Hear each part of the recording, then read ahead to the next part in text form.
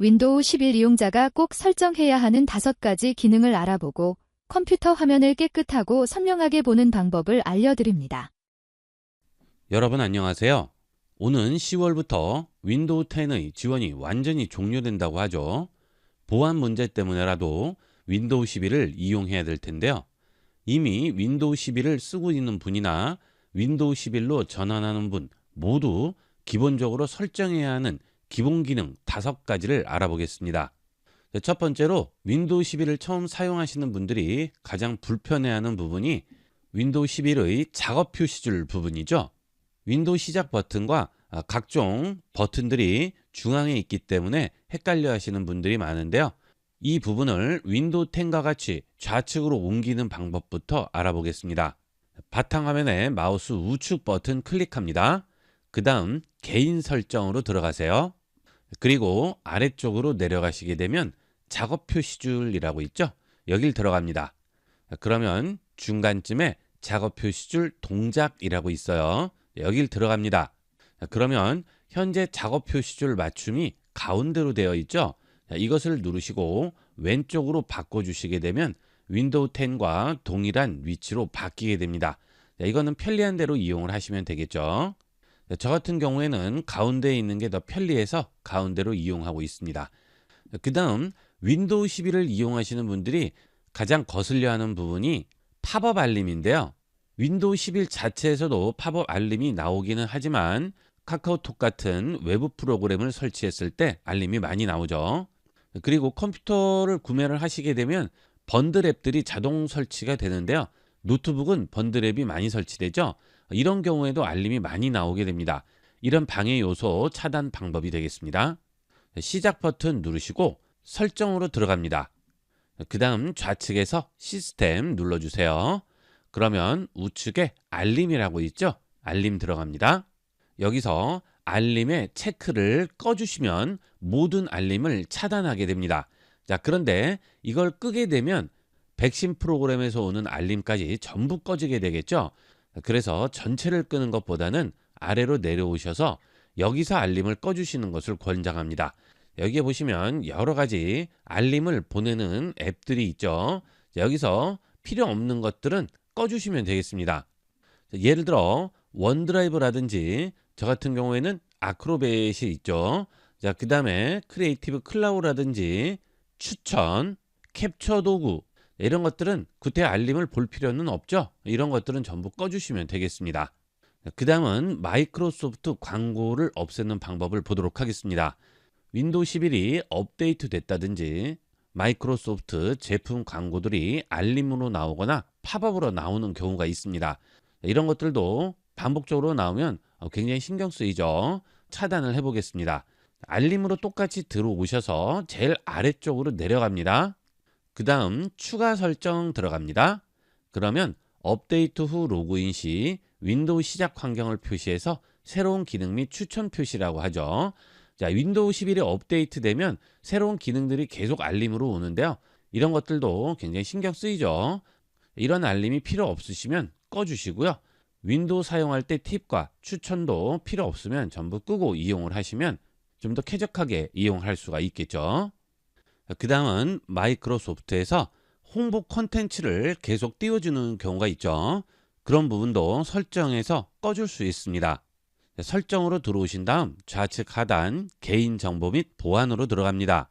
그리고 일반 선택하세요. 그 다음 앱 설정 시 제한되는 내용 표시를 꺼줍니다. 그러면 여러 가지 제한하는 홍보 콘텐츠들을 전부 차단을 할 수 있습니다. 그 다음 윈도우를 설치하시게 되면 기본 브라우저가 엣지로 설정이 되어 있죠. 크롬을 쓰시는 분도 있고 웨일을 쓰시는 분도 있는데 엣지가 좋은 브라우저이긴 하지만 다른 브라우저를 쓰시는 분들은 기본 브라우저가 엣지로 잡혀 있으면 상당히 불편합니다. 그래서 본인이 쓰는 브라우저를 기본 브라우저로 변경을 해야 되겠죠. 다시 시작 버튼 누르시고 설정으로 들어갑니다. 그리고 좌측에서 앱을 눌러주세요. 그 다음 우측에서 기본 앱으로 들어갑니다. 그러면 마이크로소프트 엣지를 찾을 수 있죠. 여기는 화살표를 누르시면 기본 브라우저로 엣지가 설정이 되어 있을 텐데요. 여기서 여러분이 원하는 기본 브라우저로 변경을 해주시면 됩니다. 예를 들어 크롬 브라우저를 기본 브라우저로 이용하실 경우 여기 있는 화살표를 누르시고 들어간 다음 기본값 설정 버튼을 눌러주시게 되면 앞으로는 기본 링크가 전부 구글 크롬으로 바뀌게 되죠. 물론 이 기능을 이용하기 위해서는 구글 크롬이나 네이버 웨일 브라우저가 설치가 되어 있어야 되겠죠. 원하는 브라우저를 설치한 이후에 여기서 기본 브라우저로 설정을 해주시면 되겠습니다. 그 다음 윈도우 11에서 가장 불편함을 느끼는 부분은 원드라이브 동기화인데요. 원드라이브 동기화를 이용하시는 분이면 상관이 없지만 이용하지 않으시는 분들은 동기화로 인한 공간 부족으로 계속 여기에 알림창이 나온다든지 시스템이 느려지는 경우도 있고요. 원드라이브에서 파일을 지우게 되면 내 컴퓨터에 있는 파일까지 같이 지워져서 낭패를 보는 분들도 있습니다. 그래서 원드라이브 동기화를 끄려고 해도 어떻게 끄는지 몰라서 불편함을 감수하고 쓰시는 분들이 많으시죠. 동기화 끄는 방법을 알아보겠습니다. 하단 작업 표시줄에 보면 구름 표시가 보이죠? 이걸 누릅니다. 그 다음 우측 상단에서 톱니바퀴 설정으로 들어갑니다. 여기서 동기화 일시 중지를 끄는 분이 계신데요. 이것은 잠깐만 끄는 것이지 시간이 지나면 다시 켜지죠. 이렇게 하면 소용이 없고요. 그 위에 있는 설정으로 다시 들어갑니다. 그 다음 원드라이브에 있는 폴더 선택을 눌러주세요. 그러면 이렇게 여러 가지 체크되어 있는 것들이 나오죠. 이 폴더들이 지금 전부 동기화되고 있는 겁니다. 그래서 모든 파일을 사용할 수 있도록 설정의 체크가 기본으로 되어 있을 텐데요. 이걸 꺼주세요. 그 다음 확인합니다. 그러면 컴퓨터에서 동기화되는 폴더들이 전부 해제가 됐죠. 동기화가 연결이 되어 있더라도 동기화될 파일이 없는 상태가 된 거예요. 그 다음 이제 동기화를 완전히 끊어주도록 하겠습니다. 여기서 EPC 연결 해제 버튼 눌러주세요. 그러면 동기화가 중지된다고 하죠. 로컬에서 사용 가능한 파일은 이 장치에서 유지가 되지만 온라인 전용 파일은 제거된다고 하죠. 즉, 내 컴퓨터에 있는 파일은 그대로 유지가 되고요. 동기화가 돼서 마이크로소프트 서버 원드라이브에 올라가 있는 파일만 지워지는 겁니다. 이렇게 계정 연결 해제를 해주시면 이제 동기화는 해제가 됐죠. 그러면 여기 있는 원드라이브 버튼 눌러주시면 로그아웃 하는 중이라고 나오고 있죠. 원드라이브가 연결되어 있지 않다고 나옵니다. 그리고 원드라이브에 금지 표시가 되어 있죠. 이렇게 되어야 완전히 동기화가 중지된 상태가 되겠습니다. 이렇게 윈도우 11을 설치하시거나 또는 기존에 이용하시는 분들도 이런 기본 설정들은 하고 이용하시면 좀 더 컴퓨터를 쾌적하게 이용할 수가 있겠습니다.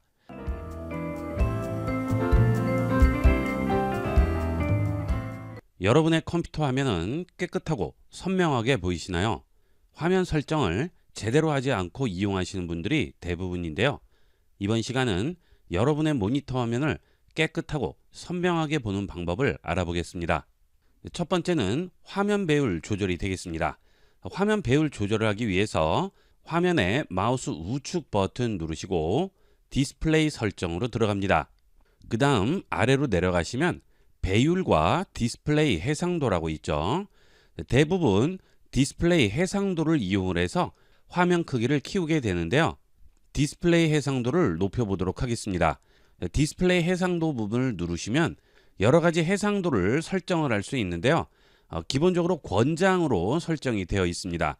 여기서 화면을 키우기 위해서 더 낮은 해상도로 바꾸겠습니다.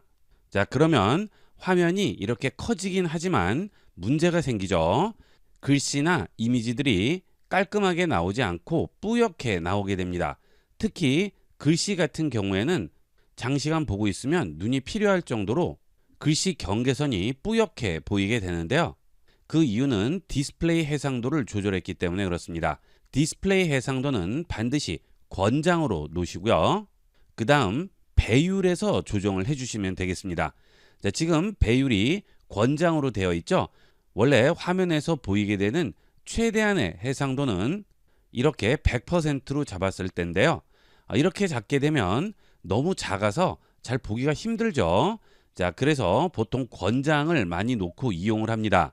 자, 그런데 권장보다 좀 더 크게 키워서 보고 싶을 경우에는 권장을 누르시고 더 상위 배율로 바꿔주시면 깔끔한 상태로 배율이 커지게 됩니다. 200%로 바꿔볼게요. 더 크게 보이지만 이런 글씨라든지 이미지 부분에 뿌연 부분은 없죠. 자, 좀 더 키워볼까요? 250%로 키워보겠습니다. 자, 이렇게 배율을 계속 키우더라도 글씨 부분에 뿌옇게 나오는 부분이 전혀 없습니다. 모니터에 있는 글씨들이나 아이콘 너무 작게 보일 경우에는 디스플레이 해상도는 권장해 두시고요. 배율을 조정을 해서 크기를 키우도록 하세요. 가장 중요한 디스플레이 설정이 되겠습니다. 그리고 배율은 본인이 보기에 가장 적당한 배율로 조절을 해서 이용을 하시는 게 좋겠죠. 자, 그 다음은 텍스트 크기를 조절하는 방법이 되겠습니다. 텍스트 크기를 조절하기 위해서 윈도우 시작 버튼 누르시고 설정으로 들어갑니다. 그 다음 좌측에서 접근성 선택해 주세요. 그러면 제일 위쪽에 텍스트 크기라고 나오죠. 텍스트 크기로 들어갑니다. 기본 값은 100%로 되어 있는데요. 여기는 텍스트 크기를 조절을 해서 본인이 보기 편한 텍스트 크기로 바꿔주시면 되겠죠.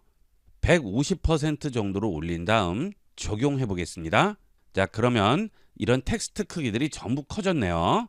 자, 이것은 윈도우 시스템 전체에 적용이 되는 것이기 때문에 이런 웹페이지라든지 또는 설정, 아이콘명, 여러분이 이용하시는 여러 가지 프로그램들의 텍스트 크기들이 전부 조절이 됩니다. 자, 이것도 본인이 보기 편한 텍스트 크기로 조절을 해서 이용하시면 좀 더 쾌적하게 이용할 수가 있겠죠. 그 다음은 이런 웹페이지라든지 또는 문서를 개별적으로 확대할 수 있습니다. 앞서 말씀드린 내용은 시스템 전체에 적용되는 것이기 때문에 아이콘, 아이콘명, 웹브라우저, 문서, 컴퓨터의 기본 텍스트 사이즈라든지 아이콘 사이즈가 전부 커지는 건데요. 지금 말씀드리는 경우는 웹페이지나 프로그램 내에 있는 문서 크기만 키우게 되는 겁니다. 키보드에서 컨트롤 누르고 마우스의 휠을 돌려주세요. 자, 그러면 이렇게 다른 곳에는 적용이 되지 않고 웹페이지 내부만 크기가 조정이 되죠. 자, 이렇게 조정을 했을 경우에는 웹브라우저가 계속 기억을 하고 있기 때문에 해당 웹브라우저를 닫았다가 다시 열었을 경우 기존에 확대한 사이즈 그대로 다시 열리게 되죠. 자, 이렇게 한번 지정을 해 놓으시면 다시 조정할 필요 없이 그 사이즈 그대로 계속 이용을 할 수가 있다는 장점이 있겠죠. 그리고 이렇게 컨트롤 누르고 마우스 휠을 돌려서 배율을 조절을 했을 경우에는 이렇게 브라우저 상단에 어느 정도의 크기로 확대를 했는지 퍼센테이지가 나오게 되죠. 이런 식으로 보면서 적당한 배율을 조절을 해줄 수 있습니다. 자, 이렇게 조절을 하더라도 윈도우 바탕 화면은 전혀 변화가 없죠. 브라우저 내부에서만 배율이 조정이 됩니다. 자, 이렇게 조정을 하다가 원래대로 돌아갈 경우 초기화 버튼 누르시면 원래 100% 사이즈로 돌아가게 됩니다. 그 다음 요즘은 컴퓨터 모니터를 큰 사이즈를 이용하시는 분들이 많기 때문에 컴퓨터를 이용하다 보면 마우스 포인터라든지 커서가 잘 보이지 않는 경우가 생기게 되는데요. 자, 그럴 때 마우스 포인터와 텍스트 커서를 더 잘 보이게 설정하는 방법입니다. 자, 윈도우 시작 버튼 누르시고 다시 설정으로 들어갑니다. 그 다음 접근성으로 들어가세요. 그리고 시각 부분에 마우스 포인터 및 터치를 선택합니다. 그러면 마우스 포인터의 크기를 키울 수가 있죠. 자, 이런 식으로 키워주시면 마우스 포인터가 커지죠.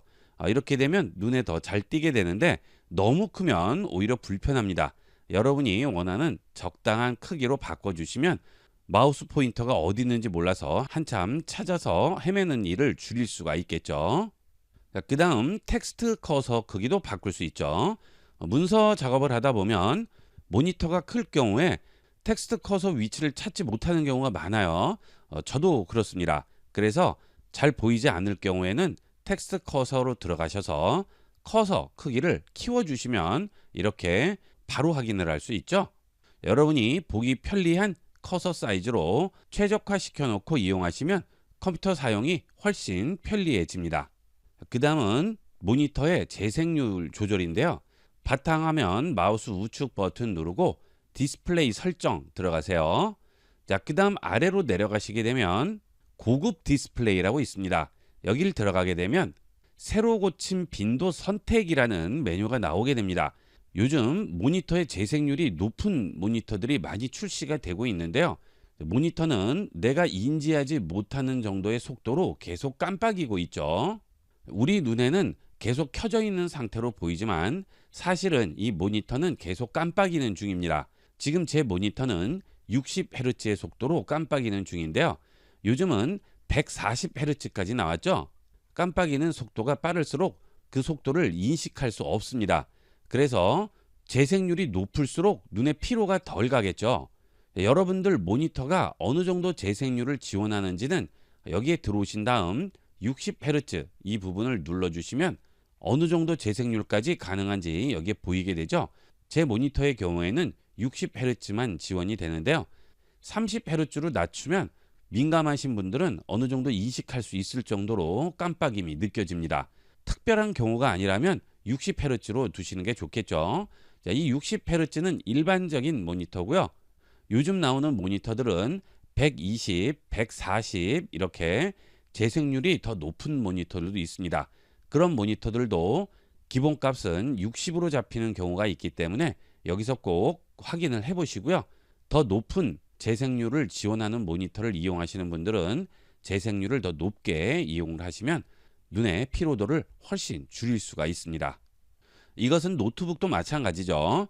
자, 그 대신 재생률이 높을수록 배터리 소모량은 빨라지겠죠. 외부에서 노트북을 이용하시는 분들은 재생률 60으로 이용을 하시면 되겠고요.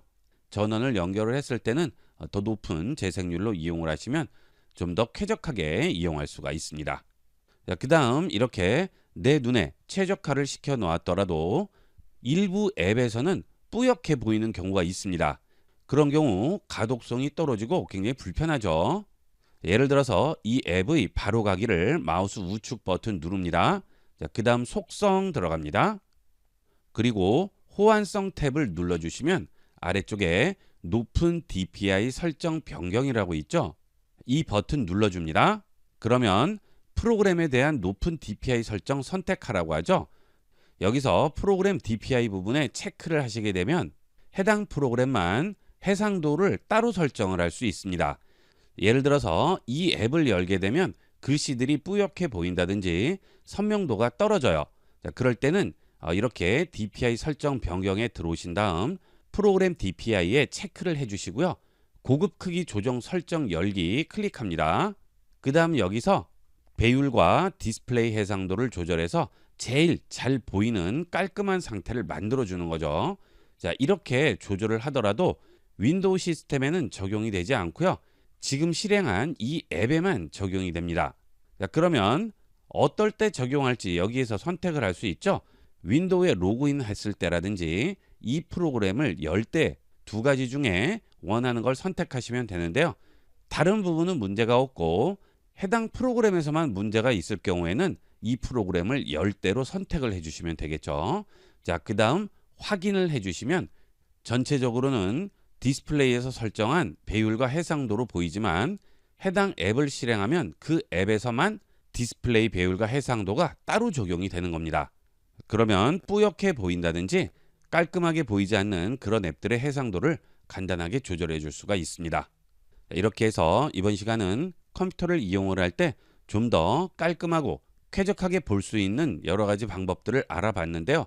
이 방법만 제대로 설정을 해주셔도 지금까지와는 다른 깔끔한 화면을 볼 수 있습니다. 그리고 피로도도 많이 떨어지게 됩니다. 꼭 설정해서 이용해 보도록 하세요. 이번 시간은 여기까지 하도록 하겠습니다. 감사합니다.